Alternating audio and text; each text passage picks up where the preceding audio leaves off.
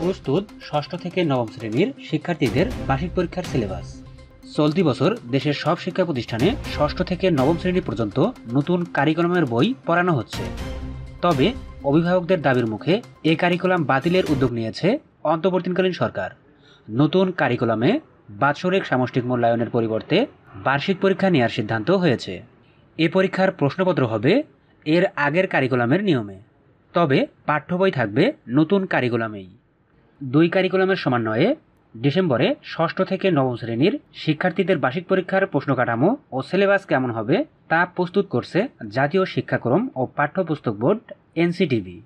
খসড়া ও প্রশ্নকাঠামো এবং সিলেবাস সম্পর্কে মতামত ও অনুমোদনের জন্য শিক্ষা মন্ত্রণালয়ে পাঠানো হয়েছে। শিক্ষা মন্ত্রণালয়ের মতামত পাওয়ার পর দু-এক দিনের মধ্যেই তা প্রকাশ করবে বলে জানিয়েছেন এনসিটিবির কর্মকর্তারা। মঙ্গলবার 10 সেপ্টেম্বর এনসিটিবির চেয়ারম্যান অধ্যাপক এ.কে.এম. রিয়াজুল হাসান এ তথ্য নিশ্চিত করেছেন।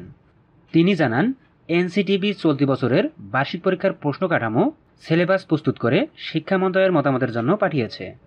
মতামত পেলে আশা করি 2-1 দিনের মধ্যেই সিলেবাস ও প্রশ্নকাঠামো প্রকাশ করা হবে। এ.কে.এম. রিয়াজুল হাসান বলেন, নতুন যে শিক্ষাক্রম বাস্তবায়ন শুরু হয়েছিল মাধ্যমিক পর্যায়ে তা ছিল অভিজ্ঞতা নির্ভর।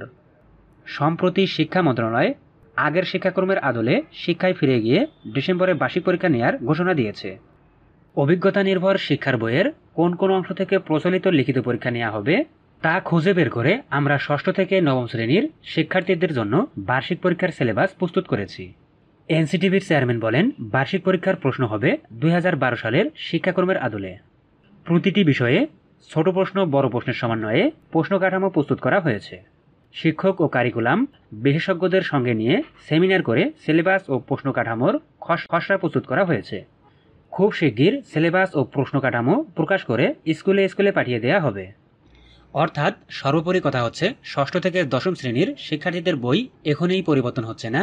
নতুন শিক্ষাক্রমের বইগুলো আপাতত পড়তে হবে শিক্ষার্থীদের, আর সেখান থেকেই আসবে বার্ষিক পরীক্ষার প্রশ্ন। প্রিয় বন্ধুরা, যে কোনো সময় সিলেবাস প্রকাশের সাথে সাথে আমরা তা আমাদের ইউটিউব চ্যানেলে ভিডিও আকারে প্রকাশ করব। সে পর্যন্ত ভালো থাকুন, সুস্থ থাকুন, আমাদের সাথেই থাকুন। আল্লাহ হাফেজ।